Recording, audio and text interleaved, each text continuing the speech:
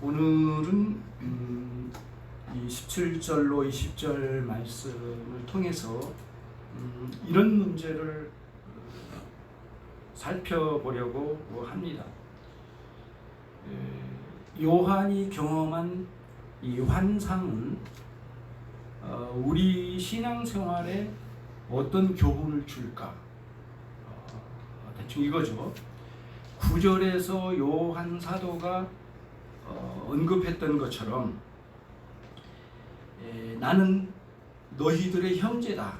7 교회를 두고 있는데 당신들의 형제다. 그리고 나는 그리스도 예수의 환난과 그분의 나라와 그리고 그분의 참음에 동참한 자다. 이렇게 표현합니다. 그러니까 반모섬이라고 하는 현실의 문제에 요한이 속해 있고 또 놀라운 환상이라고 하는 그리스도의 계시의 특별한 경험이라고 하는 신비하고 영원한 저 하늘나라에 속한 부분들 두 가지의 경험을 같이 가져가고 있는데 요한은 그런 가운데 이 놀랍고 형언하기 어려운 이 환상을 경험하고 있음에도 불구하고 철저하게 요한은 7 교회, 특히 교회들 가운데 한 형제로 남아있다라고 하는 걸 고백하고 그리고 예수 그리스도의 환난에 함께 참여했고 그리고 그리스도께서 참으신 그 오래 참으신 그 참음의 그 인내의 삶을 우리가 나도 같이 참여했다. 그러니까 요한 사도만 참여한 게 아니라 온 교회가 이 환난의 시기에 이것을 경험하고 있다는 거죠. 그러니까 반모라고 하는 이 섬이라고 하는 이 현실의 문제, 환상이라고 하는 신비하고 저 영원한 하나님의 나라에 관련된 영적인 세계 두 가지를 다 경험함에도 불구하고 요한 사도는 어느 곳에도 치우쳐지지 않았다는 거죠. 예를 들면 이런 거잖아요. 환상에 빠져서 그 황홀경에 빠져서 이 현실의 문제를 마치 마취하듯이 잊어버리고 망각하고 그 기독교 신앙이라고 하는 황홀경에 빠져서 현실의 문제를 뛰어넘어 도피하려고 하는 이런 시도에 신앙생활을 부과하지 않았다는 거죠.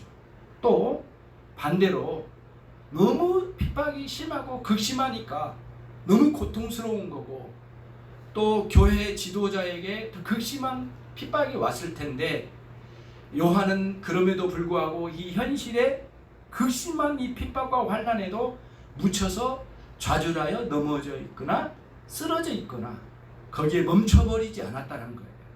그러니까 어느 곳에도 속하지 않아요. 양쪽에 극단적으로 치우쳐지지 않았다는 거예요. 두 가지 경험을 동시에 쥐고 그는 어디로 갔어요? 교회와 함께 형제가 됐고 교회와 함께 그리스도의 환난에 참여했고 교회와 함께 그리스도의 오래 참음에 동참했다는 거예요.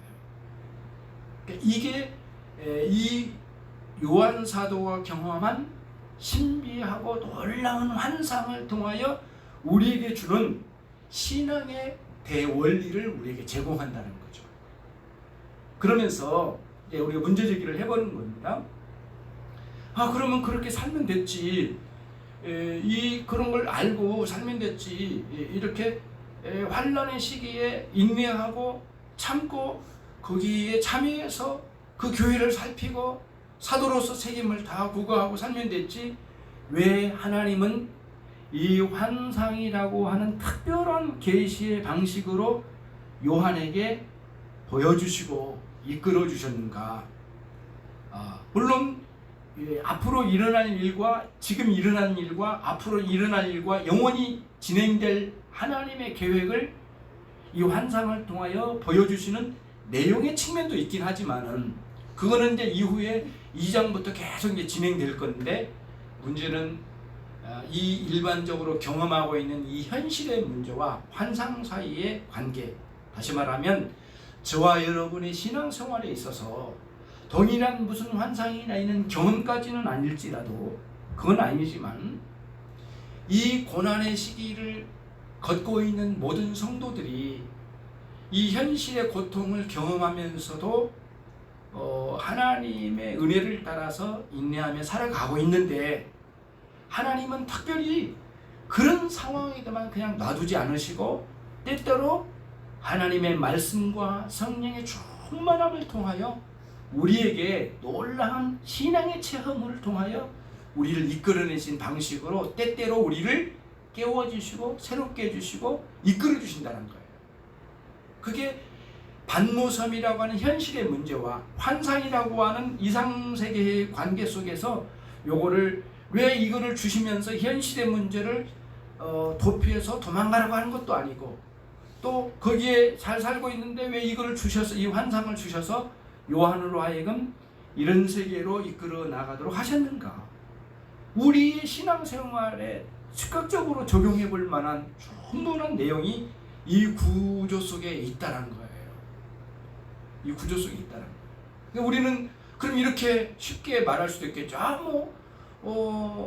구약의 에스겔이나 다니엘과 같이 환상을 통하여 이후에 일어날 일을 예언하라고 이런 일을 특별히 주신 거지 뭐가 있겠는가? 물론 그건 맞아요. 그건 맞는 말씀이긴 한데, 오늘 우리의 신앙생활에 특별한 신앙 체험이 있어요. 하나님의 말씀을 듣거나 읽거나 묵상하다가 깊이 놀라운 그 말씀에 의하여 충만한 은혜의 세계로 들어가기도 하고 나오기도 하는 일들을 경험하잖아요.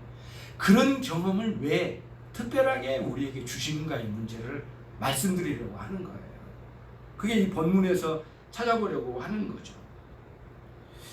우선 이제 좀 한 발짝 들어가면은 이거예요. 예수님께서 오시기 전 63년도쯤에, BC 63년도쯤에는 이제 그러니까 이 유대 나라가 로마에 완전하게 정복이 됩니다. 폼페우스라고 하는 장군이 와가지고 이 시리아 일대까지 전체, 메소포타미아 지역 전체와 남쪽으로는 이 어디냐면 이 팔레스타인 지역까지 완전히 정복을 해요. 예수님 오시기 전에 63년도경에 그 일이 일어나요. 그리고 다시 예수님께서 오시고 다시 이제 AD 70년경에 티투스라고 하는 장군이 나중에 이제 이 사람이 황제가 되잖아요. 이 티투스라는 장군이 예루살렘에 있는 이 열심당원들의 반란에 초토화시킨, 그 반란을 제압하려고 왔다가 예루살렘을 완전히 숲밭으로 만들어요. 그게 70년도에 일어난 사건이에요. 그리고 티투스의 11살 어린 동생이 있는데 도미티안이라고 하는 이런 황제가 등장을 해요. 그 이어서. 그러니까 이제 라틴어로는 도미티우스라고 하는 이 황제인데, 이 사람이 등장하고 난 뒤에 무슨 생각을 했겠느냐고요. 다른 데는 몰라도 특별히 아주 로마 제국의 성가시러운 존재가 유대나라가 있거든요. 그러니까 항상 예의주시한 거예요. 그래서 특별히 이 도미티안이라고 하는 이 황제가 등장하고 난 뒤에 이 유대나라를 굉장히 감시를 많이 하고 아주 극단적으로 다스리고 압박을 많이 하고 핍박이 심했대요. 그러니까 이런 와중에서 유대교에서는 이 상황을 피하고 싶은 거죠. 그래서 자기들은 피하고 자꾸 예수를 따르는 제자들의 무리들이 오히려 황제의 항거를 한다고 하는 이런 모함 같은 것들이 당시에 많이 일어났대요. 그러니까 특별히 그리스도인들에게 이 핍박이 아주 강력했대요.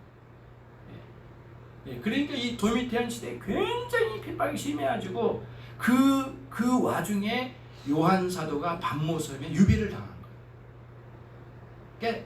그러니까 이제 그 로마 시대에 가장 극단적인 핍박이 주어지던 이 도미티안 이 시대에 가장 극렬하게 있는 이 핍박의 순간인데, 이 도미티안 나중에 구호를 외쳐요. 나는 만물의 주인이다. 나는 하나님이다.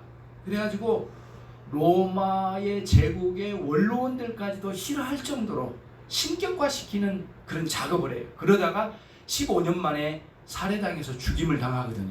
도미티안의 이 황제가. 그러니까 이때에 이 황제 시기에 이 반모섬에 유배를 당한 거니까 아주 여러 모양으로 교회와 요한 사도는 고통의 세월을 보냈던 것이 분명해요. 이 시기를 지나면서 요한 사도가 가지고 있는 신앙의 가치관과 판단력은 충분히 그가 가지고 있는 기독교의 이 세계관을 통해서 시대를 읽었을 거예요. 아, 하나님께서 이런 상황을 허용하셨구나. 그럼 우리는 이때에 더 믿음으로 반응하여 살아가는 이런 나름대로 그 시대를 감당하며 인내하며 형제들 속에 함께 참여했고 그리스도의 고난에 같이 감당하며 살아가고 있잖아요. 네. 그럼에도 불구하고 우리 주님께서는 강력한 하나님의 놀라운 신비한 환상을 통하여 요한 사도에게 계시를 쏟아 부어주시는 장면이 요한계시록이에요. 그러면 그 정도 살았으면 됐는데 그렇게 인내하면 될 건데 왜 특별하게 이러한 계시를 통하여 물론 그러겠죠. 요한계시록이라고 하는 하나님의 말씀을 계시해 주시기 위하여 그렇게 하셨다. 그건 맞는 말씀인데 신앙적으로 그 시대를 감당하는 한 신자에게 그런 신앙 체험과 그런 역사를 통하여 깊은 영적인 경험을 통하여 요한 사도뿐만 아니라 교회로 하여금 그 상황 속에서 이런 환상을 통하여 이끌어가신 방식과 그리고 그렇게 해서 하나님이 원하신 하나님이 이끌어가고자 하시는 일은 무엇일까요? 그것이 무엇이냐면은 이런 거죠. 저와 여러분이 이 시대를 살고 있잖아요. 특별히 이 코로나19의 아주 급박한 상황의 시대를 지금 지나고 있거든요. 그 중심에 지금 들어와 있는데 신자로서 아무리 뛰어난 신앙을 가졌더라도 이 시대의 흐름이라고 하는 역사상에 나타나는 하나님의 섭리의 역사를 눈으로 보지만은 자꾸 우리의 연약함과 부패성은 그 역사상 흐르고 있는 하나님의 섭리를 읽었음에도 불구하고 자꾸 낙심을 하고 또는 왜곡되고 또 다른 방향으로 또는 희미하게 이 하나님의 섭리를 읽어내려는데 한계가 있는 거예요. 이 시대에. 그래서 일반 은총의 차원에서 하나님은 대자연을 통해서 살아계신 하나님을 드러내시고 역사상에 움직이신 하나님의 섭리의 경영의 역사를 보여주시면서 성도들에게 끊임없이 당신 자신을 드러내 보여주시고 심지어는 인간들 마음에 있는 양심을 통하여 살아계신 하나님을 문득 떠올리며 생각할 수 있는 그러면서 하나님을 희미하게나마 알아갈 수 있는 것이거든요.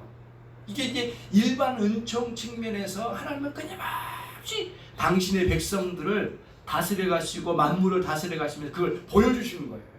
그런데 문제는 뭐냐? 우리의 연약성이에요. 요한도 마찬가지고 우리 모두가 교회 모든 성도들은 다 연약한 가운데 있어요. 믿음이 있고 구원의 은총을 누리는 삶을 살고는 있지만은 이 일반 은총 측면에서 하나님이 다스려 가시며 또 당신이 보여주신 대자연을 통하여 창조주 하나님이 누구시고 그 속에 아름다움과 하나님의 신성의 풍성함을 드러내 주신단 말이에요.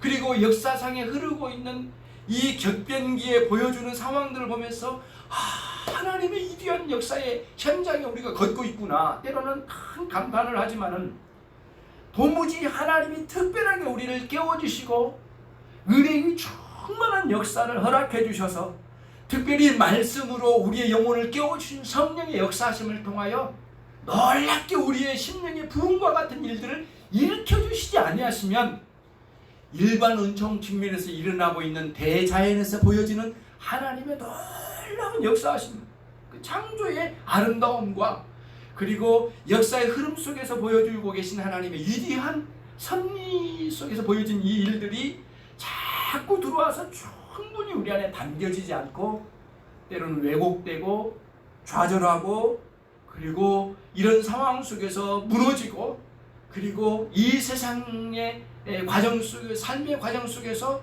그 속에 새 속에 그냥 휘말려서 그렇게 살다가 보면 살아계신 하나님의 위대하시고 영광스러우신 그분이 경영해 나가시는 이 인류 세계에 대한 깨달음이 너무 희미하니까 약화되니까 때로는 성도들을 설교를 통하여 또는 묵상을 통하여 개인적으로 읽어가는 하나님의 말씀을 통하여 성도들을 간간히 깨우시고 일으켜 세워주셔서 이 세상에 흐르고 있는 모든 판도에 대하여 너무 두려워하지 말고, 오늘 이제 17절에 두려워하지 말라는 말씀이 있었는데, 물론 주님의 그 형언할 수 없는 주님의 그 환상 속에 보여진 주님 앞에서 떨리고 두려움 가운데 엎어진 것은 사실이지만은, 이 두려워하지 말라는 이 말씀 속에는 현재 흐르고 있는 모든 상황, 지금 우리가 살고 있는 이 시대의 많은 상황들을 두고도 너무 두려워하지 말라라고 말씀하시면서 주님은 거기서 깨워주신 거예요. 그런 식으로 우리를 인도하신다는 거예요. 그러니까 저와 여러분에게 간간히 찾아온 은혜의 역사는 현실에서 경험하는 곳에서도 하나님의 은혜를 경험하지만 그런 일반 은총 측면에서만 머물러 있지 않고, 거기에 있지 않고 더 뛰어나게 깨어나 더 아름답게 갱신되어서 더 성숙된 심령으로 하나님의 나라의 아름다운 신자로서 거기에 참여해서 한 형제 안에서 어디로 도망가지 않고, 또 기독교 신앙이라고 하는 어떤 경험의 황홀경에 빠져있지 않고 형제들과 함께 그리스도의 남은 고난을 함께 감당하면서 끝까지 인내하면서 이 시대를 살아가라고 우리에게 그런 은혜의 역사를 허락해 주신다는 거예요. 이 원리가 이 반모섬과 환상이라고 하는 이 두 가지의 이 요한에게 경험된 이 두 가지의 이 사건, 이 두 가지 현실과 이 이상적인 이 상황들 두 가지가 같이 경험하면서 우리에게 보여주신 신앙의 원리를 제공한다는 거예요. 그러니까 은혜의 역사로 정말 은혜를 경험하면 놀랍게 깨달음이 확장돼 높아지거나 깊어지거나 넓어진단 말이에요. 그러면 이 깨달음의 은혜의 세계를 가지고 이 기독교의 가치관과 세계관을 가지고 지금 현실 경험하고 있는 이 반모섬을 꿰뚫어 보는 거예요. 지독하게 악랄한 방식으로 기독교인들을 핍박했던 도미티안이라고 하는 이 황제의 그 악랄한 수법으로 핍박했던 그 현실의 문제를 이 큰 경험을 통하여 다시 꿰뚫어 보는 거죠. 이게 요한계시록에서 보여준 아주 중요한 우리들에게 이 신앙의 원리를 제공한다는 거예요. 그러니까 은혜를 받으면 그 은혜에 취해서 도취해가지고 현실의 문제를 떠나가지고 교회만 파묻혀서, 그리고 그 은혜 받는 그 감정만 매몰되는 것으로 다간이라는 거죠. 그 경험된 그 내용을 가지고 이 세상을 해석하고 내 자녀와 가정과 사회와 그리고 내 인생과 그리고 앞으로 날 상황들을 예측하면서 정말 주님 앞에 아름답게 충성하면서, 그러면서 내 양심의 문득문득 떠오르는 하나님에 대한 인식, 그리고 역사상에 드러나고 있는 하나님의 위대한 역사하심, 대자연에 펼쳐진 하나님의 창조주 하나님에 대한 인식을 가질 수 있는 것에 대한 확장, 깊이를 더해가면서 신앙의 깊이를 더해가면서 이 시대에 좌절하여 넘어지지 않고 좌절하여 쓰러져 죽은 것처럼 놔져 있지 않고 깨워주시는 주님의 손 얹으심, 이게 이 방식으로 깨워주셔서 일으켜주셔서 두려워하지 말라고 하는 주님의 말씀의 이 모습 속에서 오늘날 우리에게 은혜 체험은 우리로 하여금 죽은 것처럼 좌절된 것처럼 넘어져 있는 것처럼 이렇게 있는 우리들을 깨워주셔서 두려워하지 말라고 말씀하시면서 우리를 어디로 인도하느냐, 이 현실도 망각하지 않고 현실은 현실대로 충분히 받아들이고, 그러면서 동시에 이러한 은혜 체험을 통해서 그리스도가 누구신지를 발견하는 은혜의 깊이를 더해가는 거예요. 그래서 이제 18절에 주님께서 특별히 요한 사도에게 말씀하세요. 당신이 누구신지를 말씀해 주신 거예요. 모르는 게 아니었잖아요. 요한 사도는 그 어떤 제자들보다도 그 십자가의 형장의 현장까지 찾아갔던 사람이 요한 사도, 유일하게 요한 사도였단 말이에요. 그럼에도 불구하고 주님께서는 다시 이거를 말씀해 주셔요. 영광스러운 모습과 함께 뭐라고 말씀해요? 나는 산자라. 내가 죽었었노라. 그러니까 우리를 위하여 대속의 죽음을 죽으신, 위대한 죽음을 죽으신 우리의 목자 되신 그분이시라는 사실을 보여주신 거예요. 볼지어다 세세토록 내가 살아있을 거다. 살아있다. 그리고 특별히 뭐라고 말씀하세요? 사망과 음부의 열쇠를 내가 가졌노라 말씀하시면서 이 세상의 모든 인간들이 죽고 사는 문제, 이 세상의 모든 진행 전체의 키를 당신 손에 쥐고 계시다는 사실을, 당신의 주권적인 그 능력을 우리 주님께서 계시해 주신 거예요. 그러면서 그 환상에 매몰되어 황홀기에 빠져있어 멈춰있지 않고 주님이 누구신지를 깊은 인식을 통하여 갖게 되었다는 거예요. 그러니까 저와 여러분이 다시 돌아가 보면 그거예요. 우리들이 일반적으로 경험하는 이 세상에서의 역사의 흐름 속에서 경험하는 상황들, 그리고 대자연 속에서 경험하는 하나님 창조주 하나님에 대한 희미한 그림에 대한 깨달음, 양심에 문득문득 찾아오는 살아계신 하나님에 대한 인식들, 이 정도로는 우리가 충분히 이 세상에 아름답게 살아갈 수 있는 지식으로 주어지지는 못한다는 거예요. 그러니까 바울 사도가 요한계시록 로마서 1장 20절 말씀에서 태초로부터 지워지지 않는 만물 가운데 지워지지 않는 하나님의 창조의 흔적이 있다. 그 신성의 충만함이 대자연 속에 있다. 이렇게 말씀하고 난 다음에 그 다음에 뭐라 하냐면 이것은 어떤 인간도 살아계신 하나님이 없다고 핑계치 못할 거다. 그래서 그거를 핑계치 못할 지식으로 있다는 거예요. 하지만 그 지식은 우리로 하여금 구원에 이를 만한 지식이 못 되니 이후에 로마서의 이후에 쓰여지는 그리스도가 이 땅에 오셔서 구원하신 일들에 대한 복음을 전하게 된다.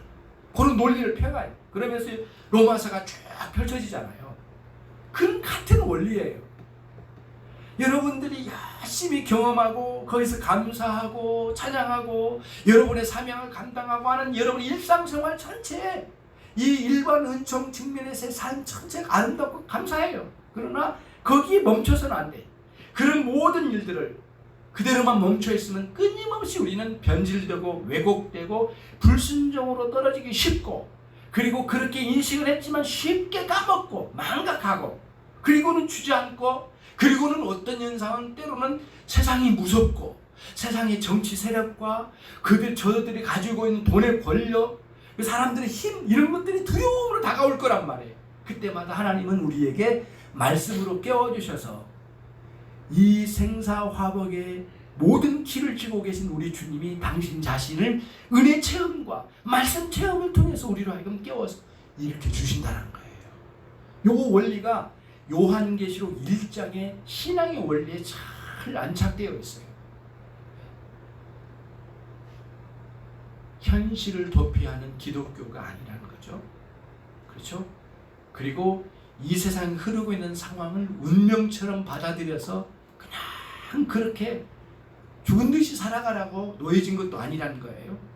현실과 이상 사이에, 현실과 하나님의 영원한 하나님 날 사이에 우리들이 존재하면서 교회가 감당하는 이 상황 속에 깊이 들어가 그들 가운데 한 형제요 자매로 살면서 그리스도의 남은 고난을 함께 감당하고 오래 참으며 그분의 놀라운 사랑을 이 세상 가운데 드러내는 아름다운 삶을 구가하도록 우리를 여기에 두셨다는 거예요. 이게 굉장히 놀라운 반모섬과 환상이라고 하는 두 가지 실제적인 사건을 통해서 우리들이 보게 되는 것이죠.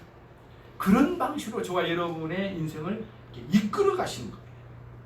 그래서 이 은혜 체험과 말씀의 깨달음을 통하여 이 세상에 흐르고 있는 역사의 판도를 해석을 하고, 그리고 그 믿음으로 내 자신의 존재를 인식하고, 그리고 그 믿음의 그 충만한 인식을 가지고 이 세상이 되어져갈 일들을 예측하고, 그리고 하나님께서 어떻게 우리를 찾아오시고 그렇게 베풀어 주신지를 깨달아가는 거예요.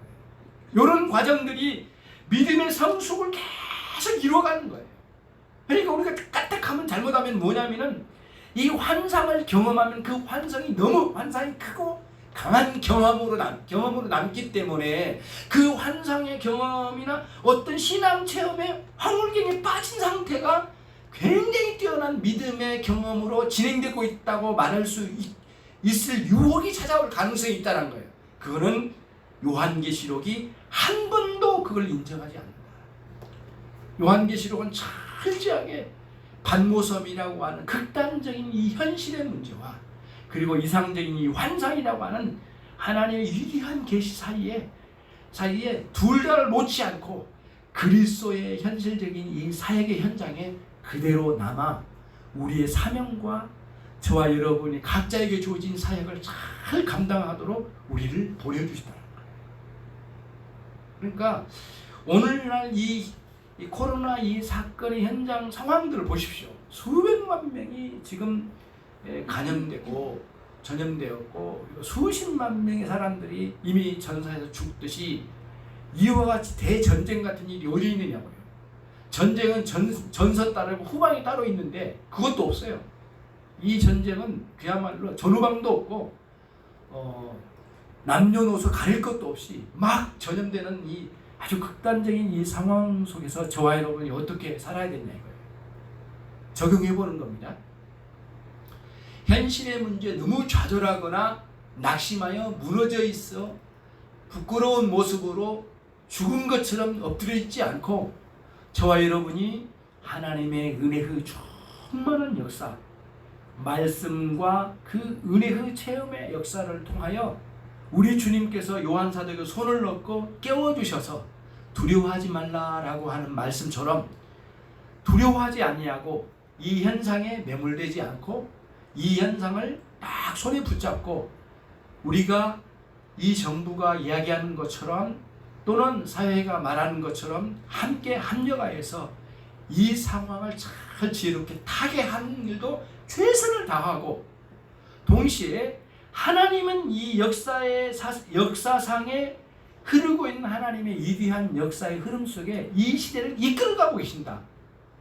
하나님은 이 시대를 팽개쳐 버리신 게 아니라 오히려 당신이 붙잡고 심지어는 이 세상의 모든 인간들의 생사화복을 당신의 손에 쥐고 계시고 특별히 하나님은 우리 주님은 교회를 붙잡고 계시고 교회의 사역자로 있는 사람들 또는 성도들을 별처럼 오른손에 붙잡고 이 촛대 사이를 거니시는 주님의 모습 속에서 특별히 교회를 귀히 여기시며 이끌어가고 계신다는 사실을 염두에 두고 신앙에 매진하여 아름답게 이 시대를 살아가는 거죠. 신앙의 세계도 놓지 않고 이 상황도 포기하지 않는 두 가지를 다 가지고 하는 거죠.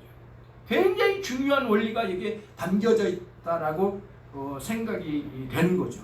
말씀과 환상에 새겨진 하나님의 계획과 목적을 깨닫고 하나님 어떻게 우리를 인도하실까? 그리고 하나님의 뜻이 이거였구나라고 하는 깨달음을 통하여 이 시대를 날마다 해석을 하면서 그리고 내가 어떻게 살아가야 하지? 나의 방향은 뭐지? 내가 내딛는 한 걸음은 뭐고 지나온 걸음은 뭐였지? 이렇게 살펴가면서 저와 여러분이 속해 있는 가정과 사회와 교회와 자신의 삶의 바운다리 안에서 아름답게 주의 뜻을 발견하고 드러내는 그런 우리 모든 사람들이 성도들이 돼야 된다는 거예요. 이런 신앙의 원리가 여기에 담겨져 있다는 거예요. 정말 놀랍죠. 감사하죠.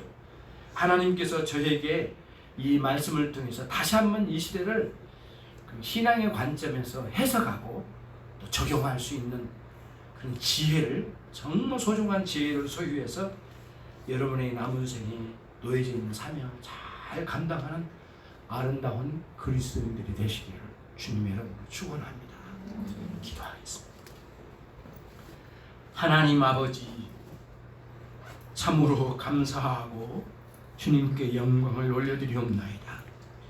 이 어두운 시기를 지날 때일수록 요한 사도가 경험한 것처럼 동일한 일은 아니지만 우리에게도 은혜 체험의 역사가 말씀을 통하여 있기를 원합니다. 성령의 충만함과 또 말씀에 놀란 은혜의 세계를 구가하며 살기를 원하오니 저희를 깨워주시고 다시 새롭게 해주시기를 간절히 소원하옵나이다. 종들이 이 시대를 살면서 참 고단한 세월을 보내고 있는 줄 압니다. 지치지 않게 하시고 요한 사도를 깨워주신 것처럼 우리의 영혼을 깨워주셔서 더 큰 은혜의 세계로 인도해 주셔서 살아계신 우리 주님이 누구신지를 더 밝히 깨닫고 보고 경험하며 주님과 동행하는 생애가 되게 해 주시옵소서. 예수 그리스도의 이름으로 기도 올려옵나이다. 주 예수 그리스도의 은혜와 하나님 아버지의 극진하신 그 사랑, 우리 성령님의 내주 교통하심이 오늘 이와 같이 반모섬이라고 하는 현실의 문제와 또 환상이라고 하는 하나님의 나라의 이상적인 세계와 사이에서 어느 곳에 치우쳐지지 아니하고 균형 감각을 이루어 이 세상을 이기며 살아가는, 그리고 주님을 두려워하며 살아가는 아름다운 종들이 되기를 원하는 모든 종들 위해 지금으로부터 영원토록 함께 있을지어다. 아멘.